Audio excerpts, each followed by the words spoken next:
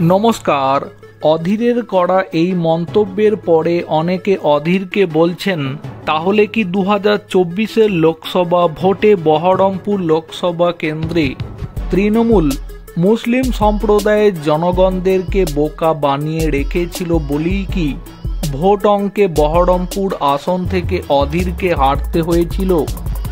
সম্প্রতি কলকাতার মেয়র তথা রাজ্য তৃণমূল কংগ্রেস সরকারের মন্ত্রী ফিরহাদ হাকিমের উগ্র মৌলবাদী মানসিকতা নিয়ে যে মন্তব্য করেছেন এবং এই প্রসঙ্গে সম্প্রতি প্রাক্তন আইপিএস তথা ডেবরার তৃণমূল বিধায়ক হুমায়ুন কবির যে জবাব দিয়েছেন, সেই প্রসঙ্গ তুলে অধীর রঞ্জন চৌধুরী বলেছেন, অপূর্ব কথা বলেছেন।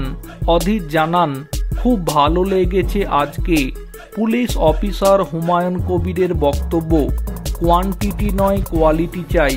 অপূর্ব কথা বলেছেন, এটাই হওয়া উচিত মুসলমান সমাজের মূল কথা।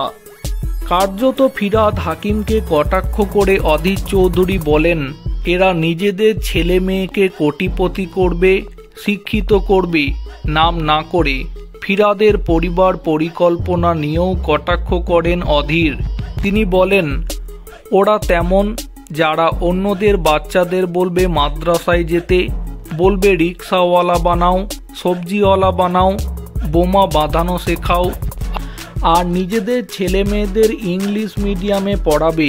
এই সমস্ত জিন্নার বংশধরেরা ফিরহাদ হাকিমকে জিন্নার বংশধর বলেও কটাক্ষ করেন অধীর রঞ্জন চৌধুরী।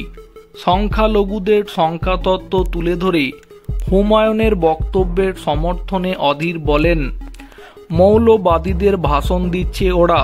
যদি সংখ্যাতেই সবকিছু হতো তাহলে সৌদি আরব, ইরাক, ইরানে কেন মুসলিমদের জনসংখ্যার রেট বাড়ছে না? কারণ তারাও জানেন কোয়ালিটি দরকার, শিক্ষা দরকার।